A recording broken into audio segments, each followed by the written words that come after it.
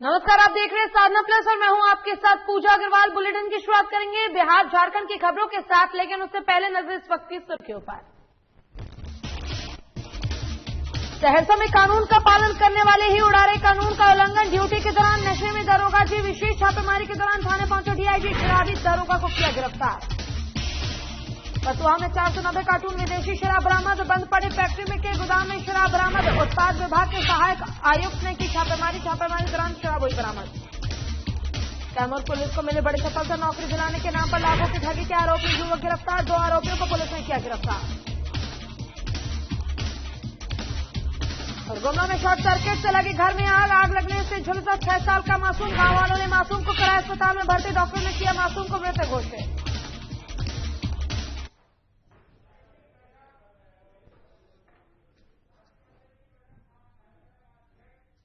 चलिए शुरुआत करेंगे इस वक्त की बड़ी खबर से। रांची से इस वक्त की बड़ी खबर आ रही है। झारखंड कैबिनेट की अहम बैठक आज है। कैबिनेट की बैठक में लिया जा सकते हैं कई बड़े फैसले।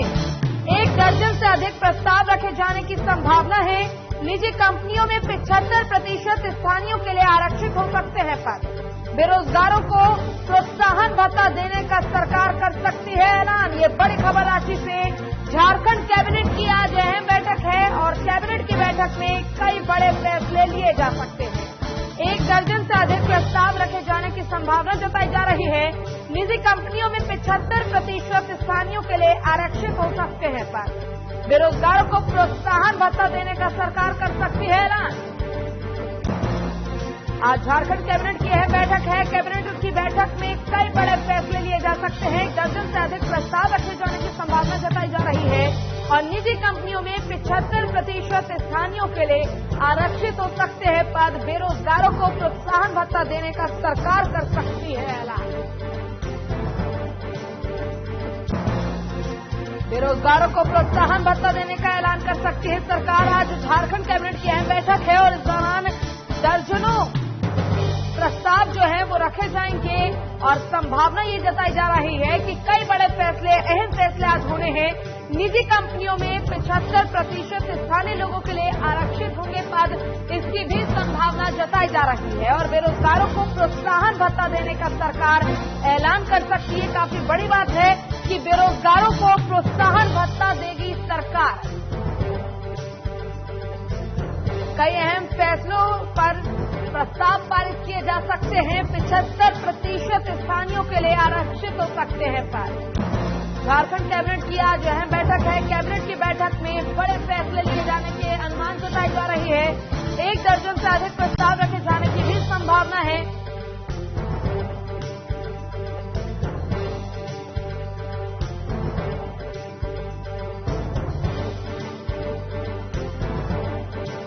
झारखंड कैबिनेट की आज अहम बैठक होनी है। कैबिनेट की बैठक में लिया जा सकता है बड़ा फैसला। 1 दर्जन से अधिक प्रस्ताव रखे जाने की संभावना जताई जा रही है। निजी कंपनियों में स्थानीय लोगों के लिए 75% आरक्षित हो सकते हैं पद। बेरोजगारों को प्रोत्साहन भत्ता देने का सरकार कर सकती है ऐलान।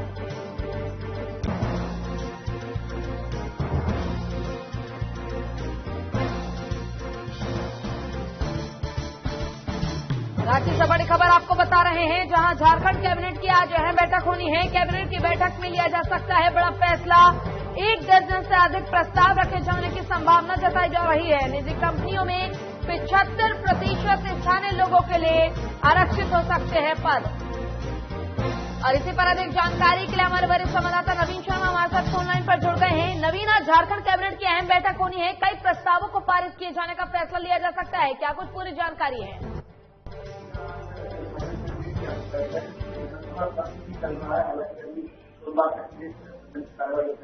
आज की विधानसभा विभाग की कैबिनेट बैठक को अगर आप देखें तो कई मामलों में ऐसा विषय है कि 1 दर्जन से ज्यादा प्रस्तावों पर मुहर लगना है और उनमें से जो कुछ सबसे महत्वपूर्ण विषय है उस पर मैं कोशिश करूंगा कि एक बार अपने दर्शकों को बताऊं।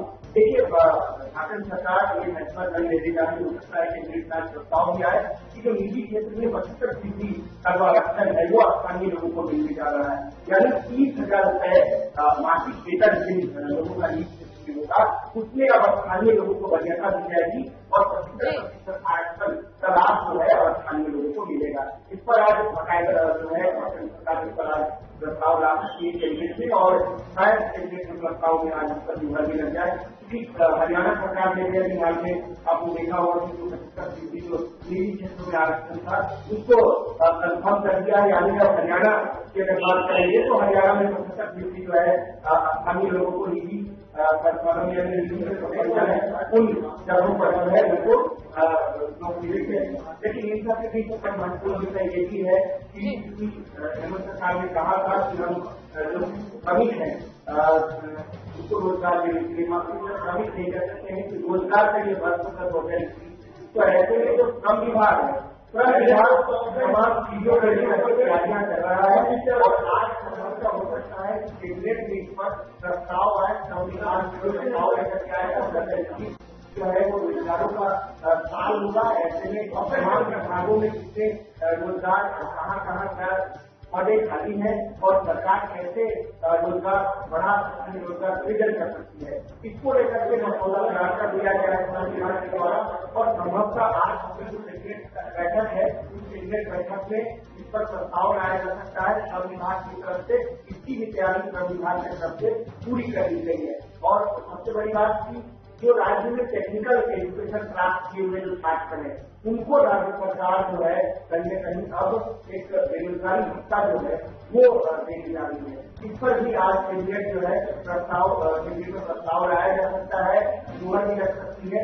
यानी टेक्निकल एजुकेशन जिन लोगों ने प्राप्त किया है उनको सरकार भत्ता देगी, बेरोजगारी भत्ता देगी।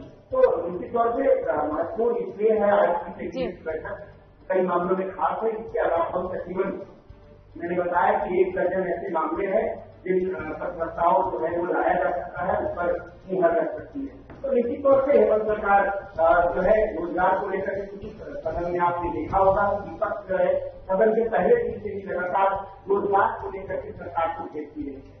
तो ऐसे में सरकार की अगर सरकार के बजट को अगर देखें और पूरे सेशन के दरमियान भी देखें तो सरकार रोजगार पर खुशी नहीं होगी।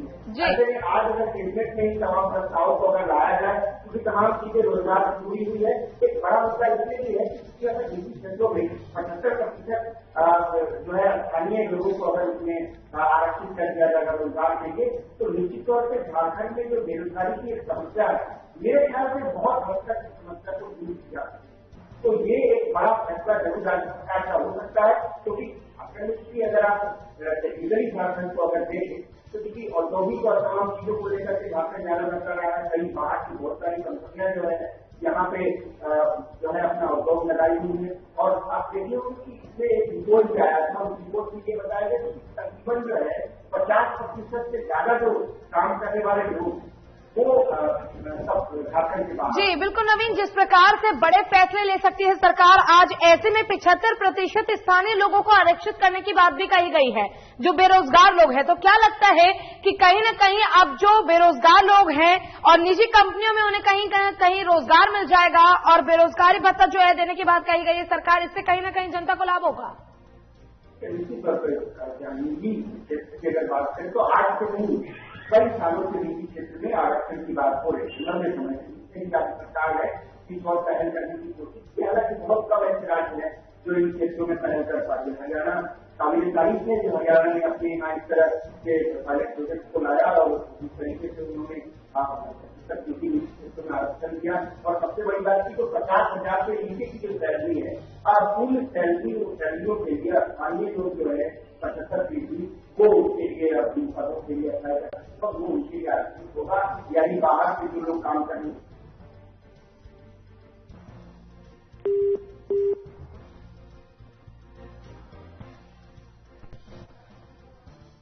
होता है वो निश्चित तौर पे जो वादे हैं जो उत्तरदायी है सरकार स्थानीय लोगों के रोजगार के लिए उनकी बेहतर जिंदगी के लिए तो वो उत्तरदायित्व को सरकार अब निभा सकती है। इसके जरिए एक बड़ा फैसला निश्चित तौर पे क्रांतिकारी फैसला आप कह सकते हैं राज्य सरकार का अगर आज कैबिनेट में इस चीज को लेकर के आया जा सकता है। बहुत हद तक राज्य की जो जनता है, राज्य के जो लोग हैं जो बेरोजगार हैं उनको जरूर रोजगार दिया जा सकता है। एक बड़ा बिंदु ये भी है जो टेक्निकल एजुकेशन अब धीरे धीरे उनकी संख्या भी बढ़ती जा रही है राज्य में। तो ऐसे में जो टेक्निकल एजुकेशन प्राप्त किए हैं राज्य में, उन लोगों को राज्य सरकार भत्ता देगी, तो ठीक है। और इसके अलावा बेरोजगारी भत्ता का जिक्र अलग से हो रहा है, जिसमें पीजी तक के छात्रों को बेरोजगारी भत्ता देने की बात हुई थी, इसके अलावा उस पर भी चर्चा हो रहा है। टेक्निकल एजुकेशन वालों को भत्ता देने की बात हो रही है। तो और जहां तक बेरोजगारी दूर करने के लिए श्रम विभाग पूरा मसौदा तैयार कर लिया, आज कैबिनेट में उस पर प्रस्ताव भी लाया जा सकता है। तो निश्चित तौर पे सरकार इन तमाम चीजों को लेकर के आज की बैठक कहीं न कहीं जहां तक संभावना है वो शायद बेरोजगारी और रोजगार को लेकर ही केंद्रित होगा, और कई महत्वपूर्ण चीजों पर सरकार आज फैसला ले सकती है। इन तमाम चीजों पर मुहर लग सकता है, क्योंकि शाम 4 बजे कैबिनेट की बैठक है और बैठक के बाद इन तमाम चीजों पर जो है फैसला स्पष्ट हो सकता है। उम्मीद इसलिए भी जताई जा रही है क्योंकि हाल के समय में आप देखे होंगे कि सदन के बाहर, चूंकि सदन में इन चीजों पर बहुत ज्यादा चर्चा नहीं हो पाई, तो आज संभवतः कैबिनेट में ये तमाम चीजें आ सकती है। बिल्कुल जी बिल्कुल, जिस प्रकार से नवीन हमने देखा था कि हाल ही में राज्य सरकार ने अपना बजट पेश किया है और आज कैबिनेट की अहम बैठक भी है, कई बड़े फैसले लिए जा सकते हैं। वहीं अगर हम देखें कि कई मामले ऐसे सामने आए हैं जहां महिलाओं के साथ जो व्यवहार है, दुर्व्यवहार जो अपराधियों के है वो बढ़ते जा रहे हैं, तो क्या लगता है महिलाओं के लिए भी कुछ अहम फैसला लिया जाएगा इस कैबिनेट बैठक में?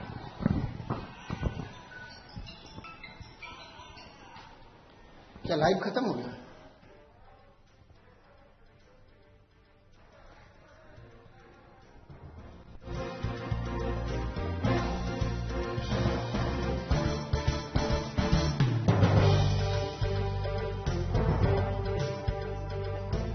और आज झारखंड कैबिनेट की अहम बैठक है। इस दौरान कई बड़े फैसले लिए जा सकते हैं। 75% स्थानीयों के लिए आरक्षित हो सकते हैं पद निजी कंपनियों में। और आपका बहुत बहुत स्वागत, शुक्रिया नवीन तमाम जानकारी के लिए। और यार रुकेंगे छोटे से ब्रेक के लिए, ब्रेक के बाद जल्द होंगे हाथ से।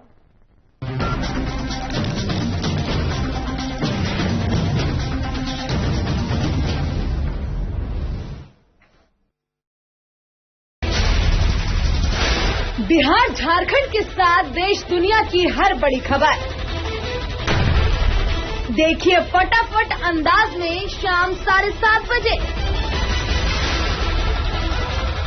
खबरें सुपरफास्ट सिर्फ साधना प्लस पर।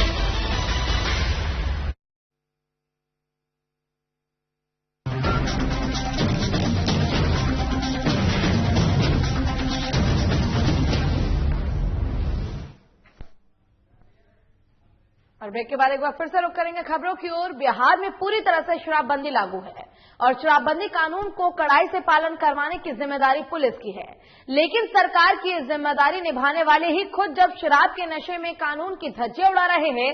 जी हां, ताजा मामला सहरसा के सौर बाजार थाना का है, जहां ड्यूटी के दौरान दरोगा ओम प्रकाश राम शराब के नशे में धुत पाए गए। ये मामला तब सामने आया जब कोसी रेंज के डीआईजी प्रणव कुमार प्रवीण विशेष छापेमारी के दौरान सौरा बाजार थाना पहुंचे। इस दौरान सौरा बाजार थाने में पदस्थापित एएसआई ओम प्रकाश राम शराब के नशे में धुत थे, जिसके बाद डीआईजी के आदेश पर एएसआई को मेडिकल के लिए भेजा गया। वहीं शराब पीने की पुष्टि होने पर मामला दर्ज कर एएसआई को गिरफ्तार कर लिया गया। बता दें कि एएसआई को सस्पेंड कर दिया गया है, लेकिन बड़ा सवाल ये उठता है कि जिन कंधों पर शराबबंदी कानून को पालन कराने की जिम्मेदारी मिली है, वो अगर खुद शराबबंदी कानून की धज्जियां उड़ाएंगे तो फिर सूबे में कैसे शराबबंदी लागू होगी?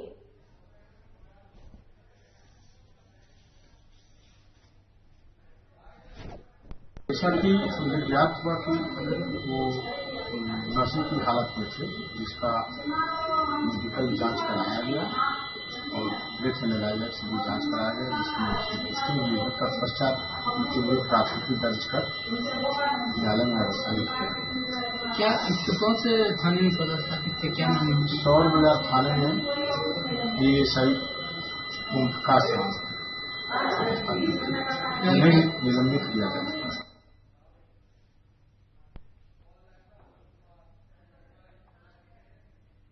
और इसी पर अधिक जानकारी के लिए सहरसा से हमारे संवाददाता अमन कुमार हमारे साथ फोन लाइन पर जुड़ गए हैं।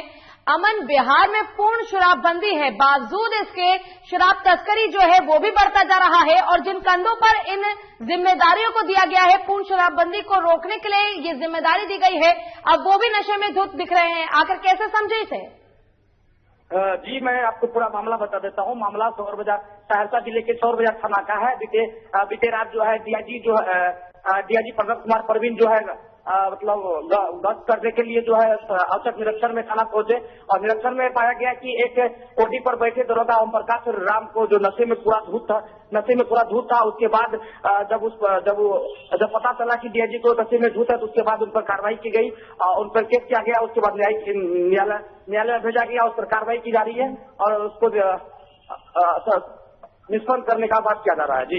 जी, जिस प्रकार से खबर ये मिल रही है कि एसआई को अब गिरफ्तार कर लिया गया है पुष्टि होने के बाद कि वो नशे में धुत थे। ऐसे में आपसे ये भी जानना चाहेंगे कि क्या एसआई की तरफ से इस बात की जानकारी दी गई है कि आखिर पूर्ण शराबबंदी होने के बावजूद उन्हें शराब कहां से उपलब्ध कराई गई?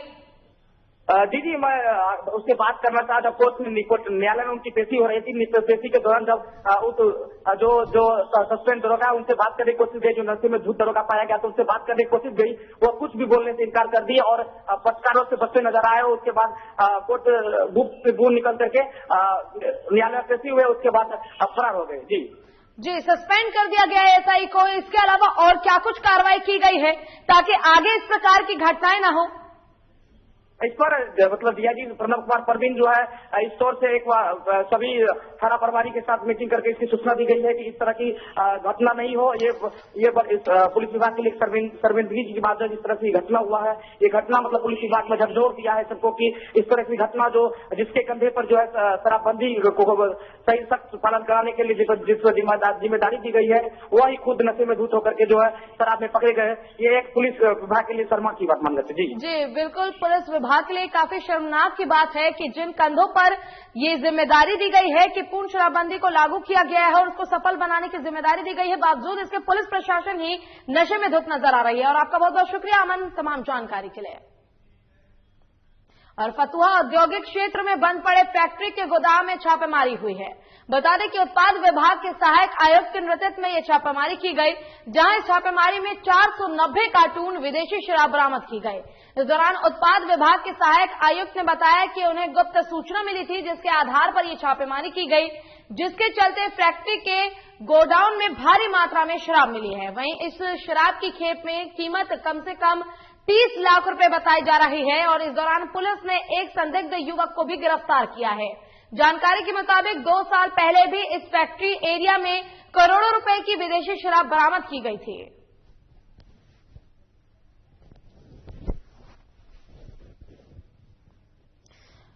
$490 कार्टून विदेशी शराब गोडाउन से बरामद की गई है। फतुहा की एक खबर है और साथ ही एक युवक को भी गिरफ्तार कर लिया गया है। आपको यह भी बता दें कि 490 कार्टून विदेशी शराब जो जब्त की गई है, इसकी कीमत 30 लाख रुपए बताई जा रही है।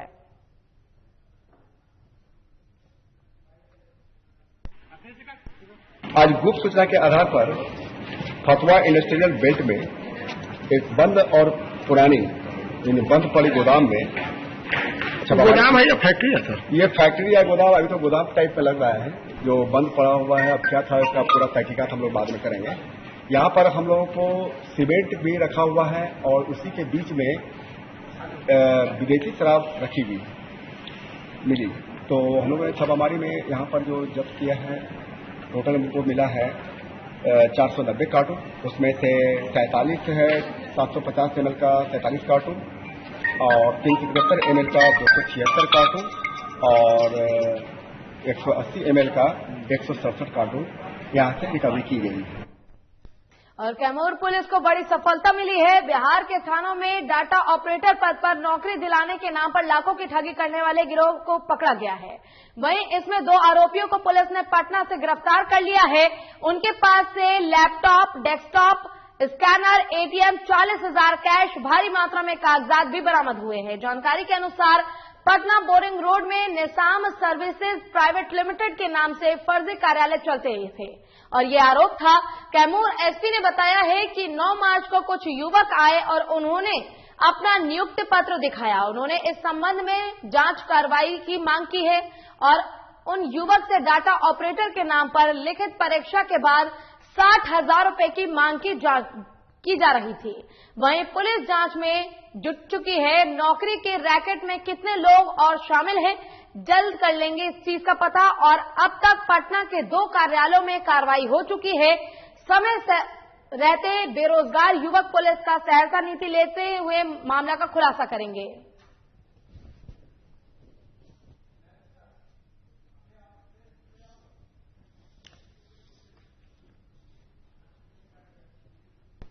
गाँव में डाटा एंट्री ऑपरेटर की पोस्टिंग की जा रही थी और ये पोस्टिंग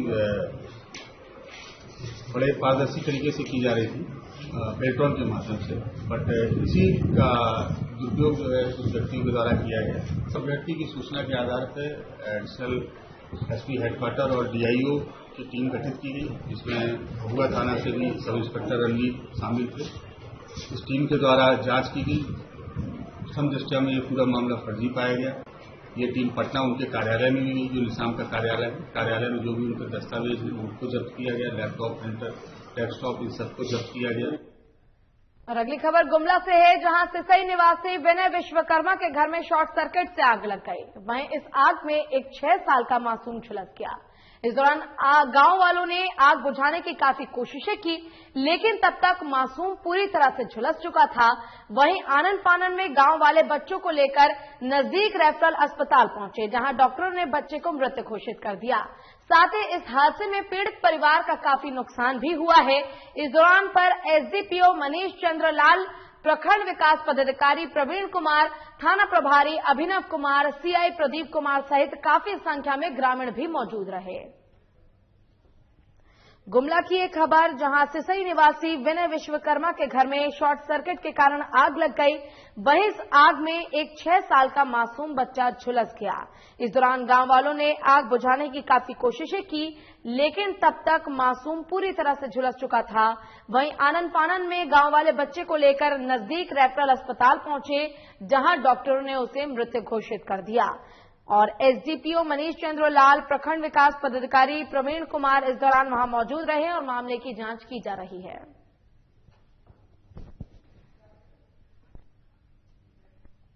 और गुमला के घाघरा प्रखंड में महाशिवरात्रि के मौके पर कई शिव मंदिरों में श्रद्धालुओं ने पूजा अर्चना की। वहीं घाघरा प्रखंड छठ मोहल्ला में शिव मंदिर के पास स्थानीय कलाकारों ने भक्ति जागरण का आयोजन किया। वहीं समिति ने लंगर का भी आयोजन किया, जिसमें श्रद्धालुओं ने बढ़ चढ़कर हिस्सा लिया।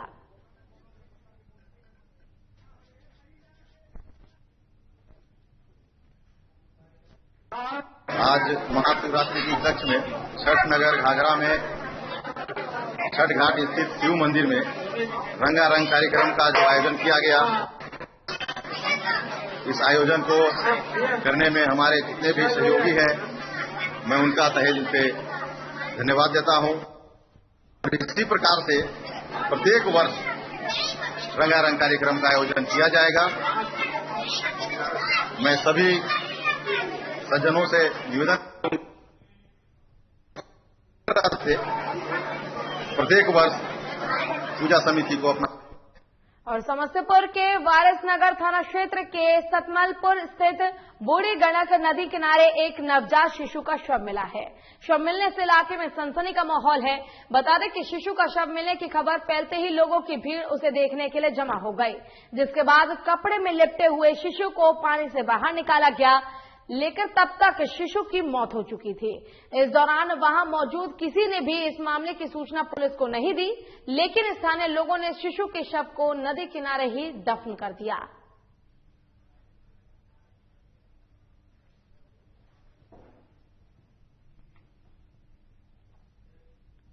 और सिवान के महाराजगंज में उस वक्त अफरा तफरी मच गई जब एक हाथी ने तांडव मचाना शुरू कर दिया। इस दौरान हाथी ने सड़क किनारे खड़ी साउंड ट्रैक्टर ट्रॉली को भी पलट दिया। जानकारी के मुताबिक शिवरात्रि का कार्यक्रम चल रहा था, अचानक हाथी ने हमला कर दिया। इसके बाद महावत ने किसी तरह से हाथी को काबू में किया।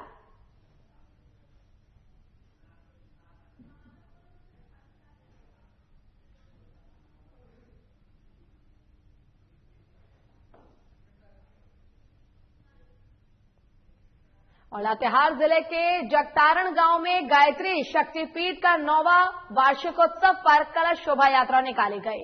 इस दौरान मां गायत्री और गुरुदेव के गगन भेदी जयकारों का उद्घोष होता रहा। कार्यक्रम की शुरुआत मां गायत्री मंदिर से कलश शोभा यात्रा निकालकर की गई। वहीं औरंगा नदी में वैदिक मंत्रोच्चारण के साथ कलश देवता का पूजन किया गया और इस मौके पर जगह जगह गायत्री साधकों का स्वागत किया गया। वहीं गुड्डू दास के संगीत में टोली के बसंत कुमार ने कलश के रूप में प्रतिष्ठित सभी देवों को स्वागत संगीत के माध्यम से स्वागत किया। बता दें कि 12 मार्च को हवन गायत्री मंच जाप कर 2 दिवसीय वार्षिकोत्सव संपन्न हो गया। इस मौके पर विनोद प्रसाद, हरि प्रसाद, रामपति सिंह, सरयू प्रसाद, प्रमिला देवी समेत बड़ी संख्या में ग्रामीण मौजूद रहे।